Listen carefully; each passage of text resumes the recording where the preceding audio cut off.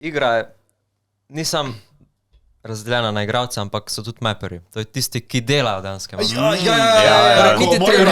Niti treba špila, ti lahko ustvarjaš, pa si kreator, pa imaš iz tega ogromno followerjev. Torej, igra ni originalna prišla že s prednastavljenimi mapami in tako naprej, a ne?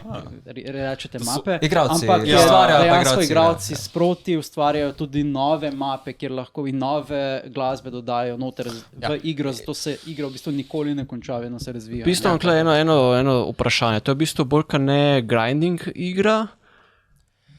Mislim, relativno je grinding igra, ampak nasplošno pa niti ne, zato ker ti z leti, mislim, z meseci pa z dnevi, ko vložiš v to igro, pač nek skill povišuješ. Zelo hitro improvaš dansko igri. Ja, veš, zakaj vprašam, ne? Zato, ker sem čisto slučajno v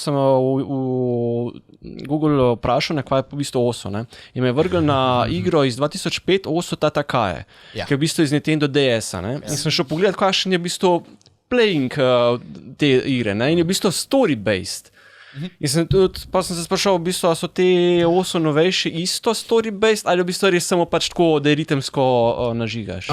Niso story-based, imajo pa ene mape storyboarde, torej da imajo video v ozadju. Lahko ti neko vizualizacijo imaš v ozadju. Obstajajo tudi igralci, ko pač ustvarjajo te storyboarde, pa jih pol devajo tem igralcem, ko ustvarjajo mape, pa pol te mape grejo naprej na igralce, kao staff, nominatorje, ko pač ločijo kvalitetne mape od slabih map, pa jih pol rankirajo v ranking system in pol ranking system igrajo pač igralci. Torej, lahko razumem, čisto vsi anime openingi so lahko tu gori, pa vzadi še... Vse muska.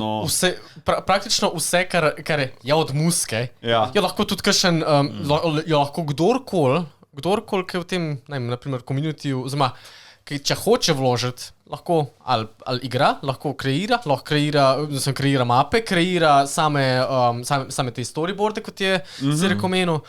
Na koncu pa te nominatorji, ki so, torej, ki so bili izvoljeni strani vseh igralcev. Ne, strani PP-ja pa leading. No, te. PP-ja? PP je pa ustvarjalec igre. Ustvarjalec Dean Herbert, oziroma igralci ga ponovadi skoraj skozi kličejo Pepi. O tem Pepiju sem prebral zanimivo trivijo, da nekoč, on sam, čeprav je ustvaril igro, ni bil nikoli zares izvedenec v tej igri, on je pač samo programer ali karkoli. Bil je moderately v redu, ampak ni bil pa zares eden od njih top igralcev, potem je pa v nekem obdobju dobil, ne vem, recimo, da je bil na 8000 točkah, ustvarimo si zdaj nek fiktiven level, je dobil še 8000 točk, kar naenkrat in postal top player, kar naenkrat v enem dnevu in potem nihče ni vedel, kaj se dogaja in čez par dni se je njegov account zbrisal. Mogoče poznate to zgodbo, kaj se dogaja? O Pepiju? Pa ne vem, če bil to glih Pepi. Pač so eni hackerji, ne? Pač so njegovo, samo Alija so vzeli njegovo. Pač dejansko cheaterji obstajajo, ne? Obstaja res lahko način, ker igra sama deluje na takem načinu, da ti klikaš te kroge. Narediš program, da klika te kroge. Programeri znajo. To so miško mapiraš. Da se in zelo hitro dobiš, naprimer 8000 PP-ja, oziroma performance pointov, to se takoj pa opasi na samem leaderboardu. Replay, dansko greš gledat.